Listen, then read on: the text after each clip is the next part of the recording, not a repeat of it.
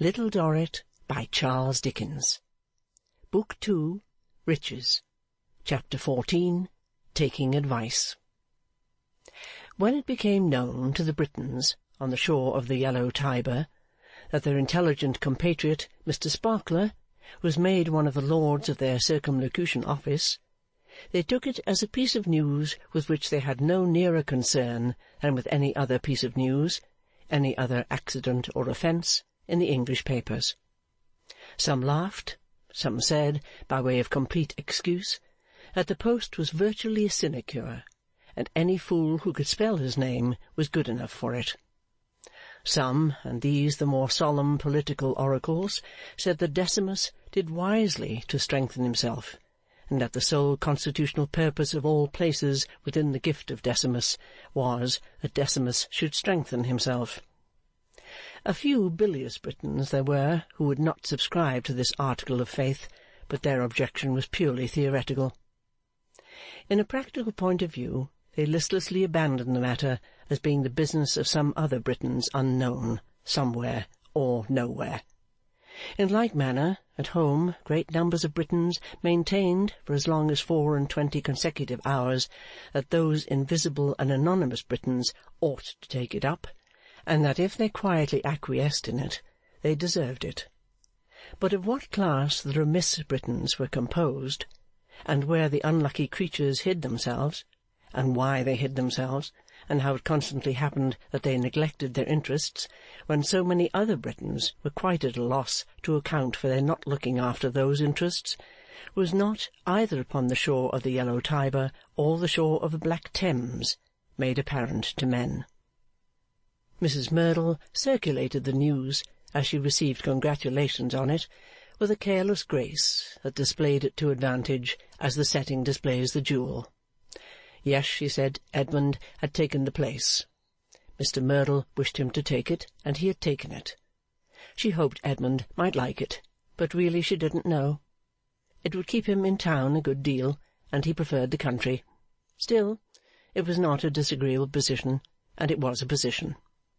There was no denying that the thing was a compliment to Mr. Merdle, and was not a bad thing for Edmund if he liked it. It was just as well that he should have something to do, and it was just as well that he should have something for doing it. Whether it would be more agreeable to Edmund than the army remained to be seen. Thus the bosom, accomplished in the art of seeming to make things of small account, and really enhancing them in the process, while Henry Gowan, whom Decimus had thrown away, went through the whole round of his acquaintance between the gate of the People and the town of Albano, vowing almost, but not quite, with tears in his eyes, that Sparkler was the sweetest-tempered, simplest-hearted, altogether most lovable jackass that ever grazed on the public common, and that only one circumstance could have delighted him, Gowan, more than his, the beloved jackass's, getting this post, and that would have been his, Gowan's, getting it himself. He said it was the very thing for Sparkler. There was nothing to do, and he would do it charmingly. There was a handsome salary to draw, and he would draw it charmingly.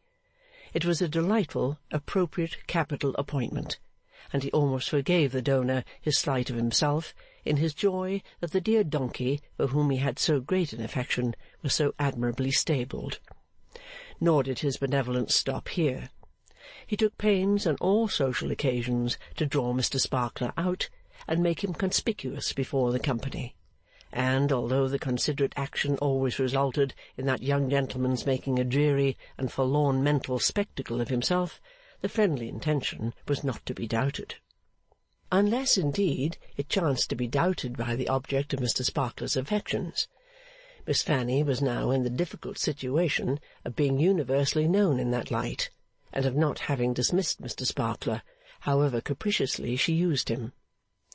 Hence she was sufficiently identified with the gentleman to feel compromised by his being more than usually ridiculous, and hence, being by no means deficient in quickness, she sometimes came to his rescue against Gowan, and did him very good service. But, while doing this, she was ashamed of him, undetermined whether to get rid of him or more decidedly encourage him. distracted with apprehensions that she was every day becoming more and more enmeshed in her uncertainties, and tortured by misgivings that Mrs Merdle triumphed in her distress. With this tumult in her mind, it is no subject for surprise that Miss Fanny came home one night in a state of agitation from a concert and ball at Mrs Merdle's house, and on her sister affectionately trying to soothe her, pushed that sister away from the toilet table at which she sat angrily trying to cry, and declared with a heaving bosom that she detested everybody and she wished she was dead. "Dear Fanny, what is the matter? Tell me." "Matter, you little mole," said Fanny. "If you were not the blindest of the blind, you had no occasion to ask me. The idea of daring to pretend to assert that you have eyes in your head, and yet ask me what's the matter." "Is it Mr Sparkler, dear?" "Mr Sparkler," repeated Fanny, with an unbounded scorn, as if he were the last subject in the solar system that could possibly be near her mind. "No, Miss Bat, it is not." Immediately afterwards she became remorseful for having called her sister names, declaring with sobs that she knew she made herself hateful, but that everybody drove her to it. "I don't think you are well to-night, dear Fanny." "Stuff and nonsense," replied the young lady, turning angry again. "I'm as well as you are. Perhaps I might say better, and yet make no boast of it." Poor Little Dorrit, not seeing her way to the offering of any soothing words that would escape repudiation, deemed it best to remain quiet. At first Fanny took this ill too, protesting to her looking-glass that of all the trying sisters a girl could have, she did think the most trying sister was a flat sister, that she knew she was at times a wretched temper, that she knew she made herself hateful, that when she made herself hateful nothing would do her half the good as being told so, but that, being afflicted with a flat sister, she never was told so, and the consequence resulted that she was absolutely tempted and goaded into making herself disagreeable. Besides, she angrily told her looking-glass, she didn't want to be forgiven. It was not a right example that she should be constantly stooping to be forgiven by a younger sister, and this was the art of it, that she was always being placed in the position of being forgiven whether she liked it or not. Finally she burst into violent weeping, and, when her sister came and sat close at her side to comfort her, said, "Amy, you're an angel. But I tell you what, my pet," said Fanny, when her sister's gentleness had calmed her, "it now comes to this, that things cannot and shall not go on as they are at present going on, and that there must be an end of this one way or another." As the announcement was vague though very peremptory, Little Dorrit returned, "Let us talk about it." "Quite so, my dear," assented Fanny as she dried her eyes. "Let us talk about it. I am rational again now, and you shall advise me. Will you advise me, my sweet child?" Even Amy smiled at this notion, but she said, "I will, Fanny, as well as I can." "Thank you, dearest Amy," returned Fanny, kissing her. "You are my anchor." Having embraced her anchor with great affection, Fanny took a bottle of sweet toilet water from the table, and called to her maid for a fine handkerchief. She then dismissed that attendant for the night, and went on to be advised, dabbing her eyes and forehead from time to time to cool them. "My love," Fanny began, "our characters and points of view are sufficiently different, kiss me again, my darling, to make it very probable that I shall surprise you by what I am going to say. What I am going to say, my dear, is, that notwithstanding our property, we labour, socially speaking, under disadvantages. You don't quite understand what I mean, Amy?" "I have no doubt I shall," said Amy mildly, after a few words more. "Well, my dear, what I mean is, that we are, after all, newcomers into fashionable life." "I am sure, Fanny," Little Dorrit interposed in her zealous admiration, "no one need find that out in you." "Well, my dear child, perhaps not," said Fanny, "though it's most kind and most affectionate in you, you precious girl, to say so." Here she dabbed her sister's forehead, and blew upon it a little. "But you are resumed Fanny, as is well known, the dearest little thing that ever was. To resume, my child. Pa is extremely gentlemanly and extremely well informed, but he is, in some trifling respects, a little different from other gentlemen of his fortune, partly on account of what he has gone through, poor dear, partly, I fancy, on account of its often running in his mind that other people are thinking about that while he is talking to them. Uncle, my love, is altogether unpresentable. Though a dear creature to whom I am tenderly attached, he is, socially speaking, shocking. Edward is frightfully expensive and dissipated. I don't mean that there is anything ungenteel in that itself, far from it, but I do mean that he doesn't do it well, and that he doesn't, if I may so express myself, get the money's worth in the sort of dissipated reputation that attaches to him. Poor Edward! Sighed Little Dorrit, with the whole family history in the sigh. Yes, and poor you and me too, returned Fanny rather sharply. Very true. Then, my dear, we have no mother, and we have a Mrs. General. And I tell you again, darling, that Mrs. General, if I may reverse a common proverb and adapt it to her, is a cat in gloves who will catch mice. That woman, I am quite sure and confident, will be our mother-in-law. I can hardly think that, Fanny. Fanny stopped her. Now don't argue with me about it, Amy, said she, because I know better. Feeling that she had been sharp again, she dabbed her sister's forehead again, and blew upon it again. To resume once more, my dear, it then becomes a question with me. I am proud and spirited, Amy, as you very well know, too much so, I dare say, whether I shall make up my mind to take it upon myself to carry the family through. How? Asked her sister anxiously. I will not, said Fanny, without answering the question, submit to be mother-in-lawed by Mrs. General, and I will not submit to be, in any respect whatever, either patronized or tormented by Mrs. Merdle. Little Dorrit laid her hand upon the hand that held the bottle of sweet water, with a still more anxious look. Fanny, quite punishing her own forehead with the vehement dabs she now began to give it, fitfully went on. That he has somehow or other, and how is of no consequence, attained a very good position, no one can deny. That it is a very good connection, no one can deny. And as to the question of clever or not clever, I doubt very much whether a clever husband would be suitable to me. I cannot submit. I should not be able to defer to him enough. Oh, my dear Fanny, expostulated Little Dorrit, upon whom a kind of terror had been stealing, as she perceived what her sister meant. If you loved any one, all this feeling would change. If you loved any one, you would no more be yourself, but you would quite lose and forget yourself in your devotion to him. If you loved him, Fanny. Fanny had stopped the dabbing hand, and was looking at her fixedly. Oh, indeed, cried Fanny. Really? Bless me! How much some people know of some subjects! They say every one has a subject, and I certainly seem to have hit upon yours, Amy.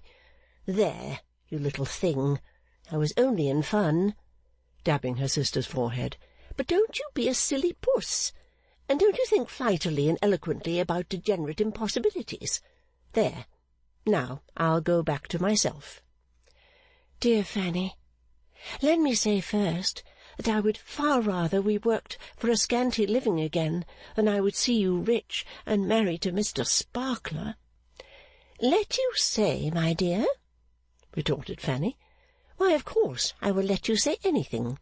There is no constraint upon you, I hope. We are together to talk it over. And as to marrying Mr. Sparkler, I have not the slightest intention of doing so to-night, my dear, or to-morrow morning either. But at some time? At no time for anything I know at present, answered Fanny with indifference.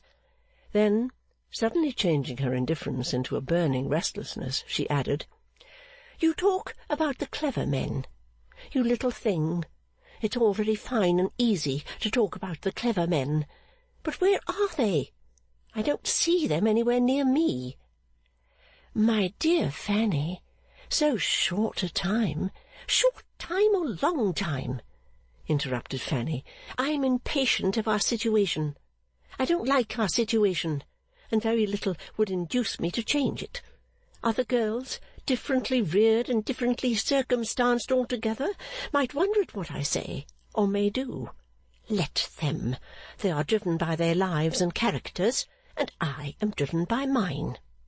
'Fanny, my dear Fanny, you know that you have qualities to make you the wife of one very superior to Mr Sparkler.' 'Amy, my dear Amy,' retorted Fanny, parodying her words, 'I know that I wish to have a more defined and distinct position in which I can assert myself with greater effect against that insolent woman.' 'Would you therefore, forgive me asking, Fanny, therefore marry her son?' 'Why, perhaps,' said Fanny with a triumphant smile. 'There may be many less promising ways of arriving at an end than that, my dear. That piece of insolence may think now that it would be a great success to get her son off upon me and shelve me, but perhaps she little thinks how I would retort upon her if I married her son. I would oppose her in everything, and compete with her. I would make it the business of my life.'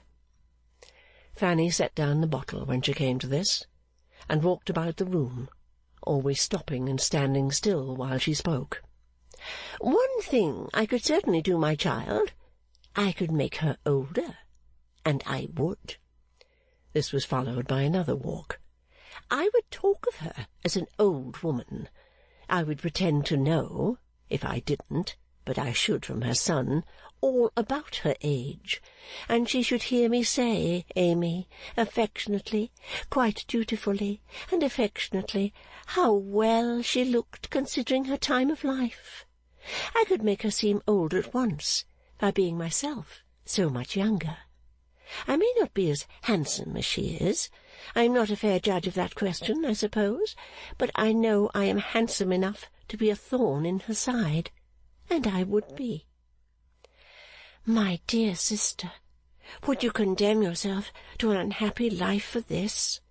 'It wouldn't be an unhappy life, Amy. It would be the life I am fitted for.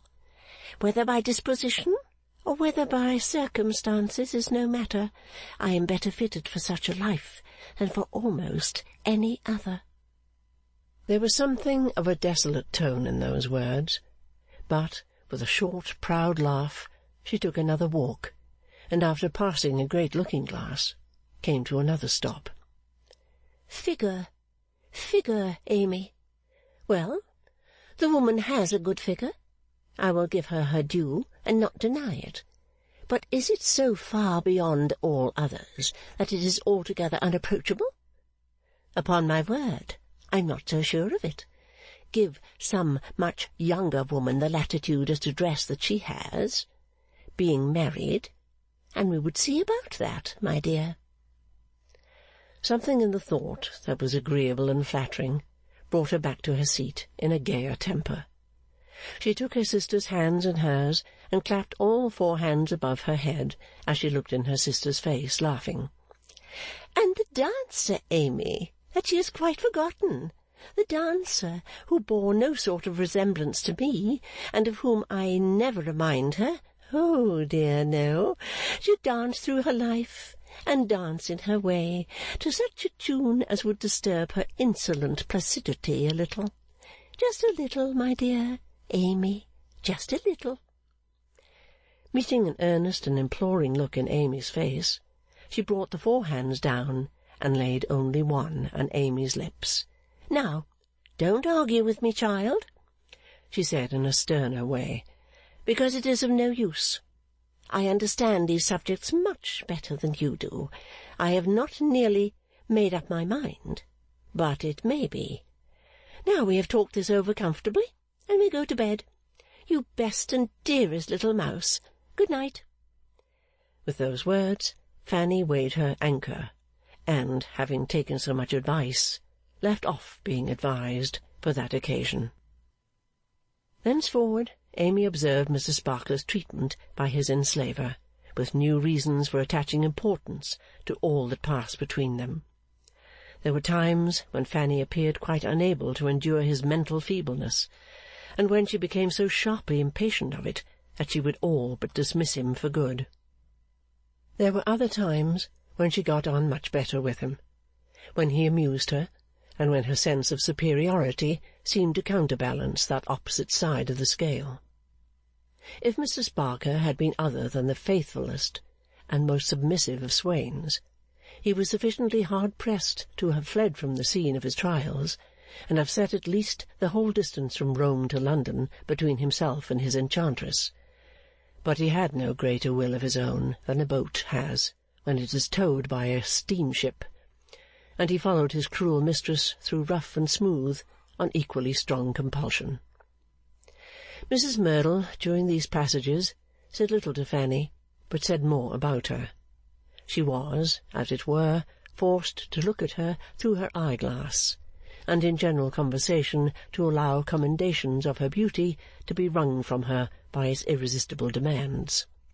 The defiant character it assumed when Fanny heard these extollings, as it generally happened that she did, was not expressive of concessions to the impartial bosom, but the utmost revenge the bosom took was to say audibly, "A spoilt beauty, but with that face and shape, who could wonder?" It might have been about a month or 6 weeks after the night of the new advice, when Little Dorrit began to think she detected some new understanding between Mr. Sparkler and Fanny. Mr. Sparkler, as if in attendance to some compact, scarcely ever spoke without first looking towards Fanny for leave. That young lady was too discreet ever to look back again, but if Mr. Sparkler had permission to speak, she remained silent. If he had not, she herself spoke. Moreover, it became plain whenever Henry Gowan attempted to perform the friendly office of drawing him out, that he was not to be drawn.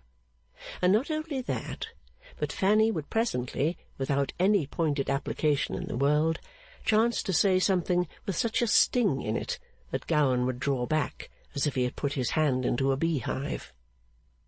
There was yet another circumstance which went a long way to confirm Little Dorrit in her fears, though it was not a great circumstance in itself.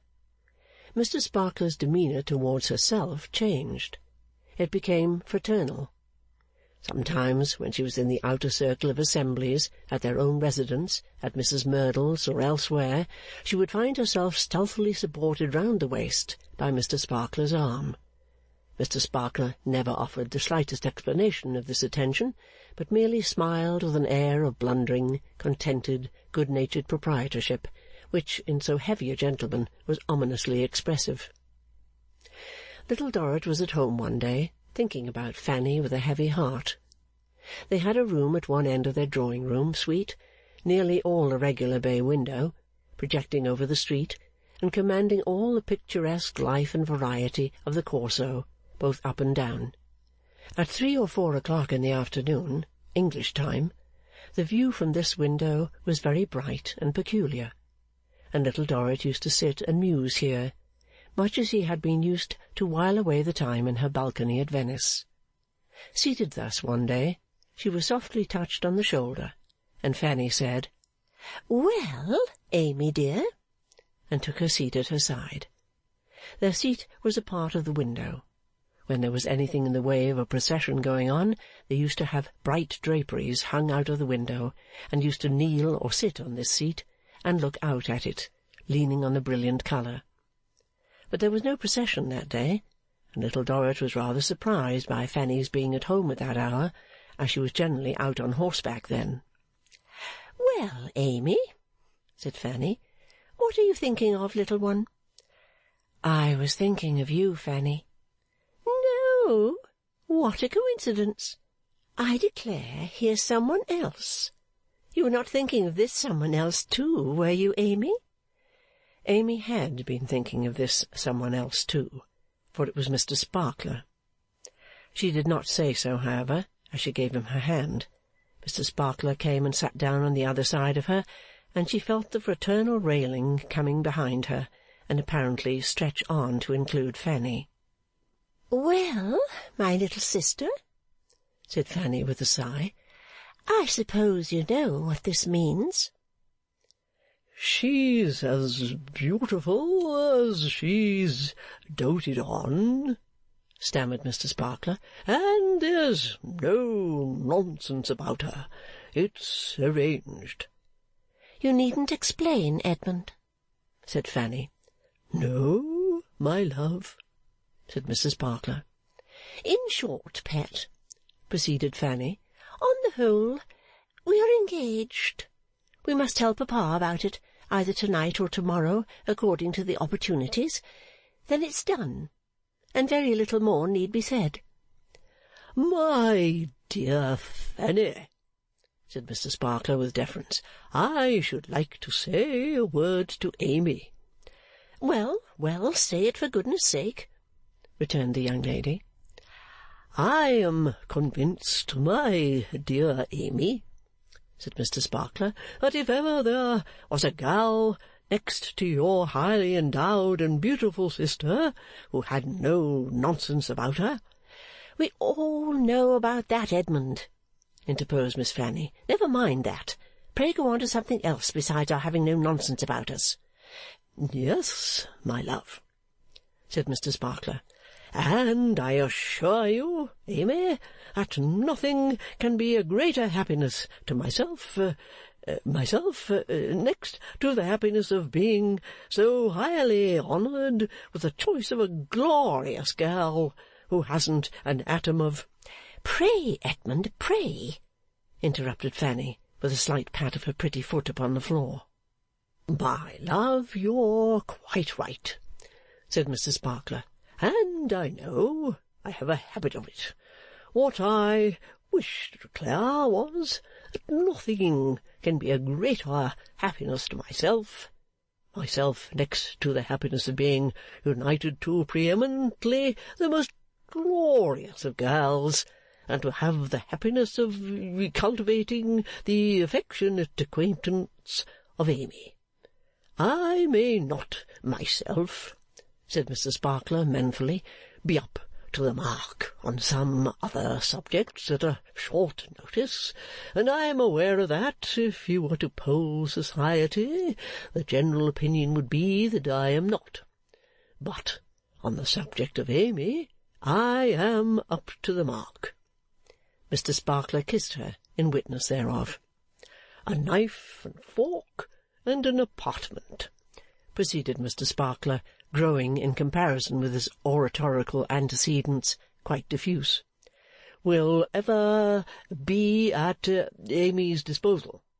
My governor, I am sure, will always be proud to entertain one whom I so much esteem. And regarding my mother," said Mr. Sparkler, "who is a remarkably fine woman with—" "Edmund, Edmund!" cried Miss Fanny as before. "With submission, my soul," pleaded Mr. Sparkler. "I know I have a habit of it, and I thank you very much, my adorable girl, for taking the trouble to correct it.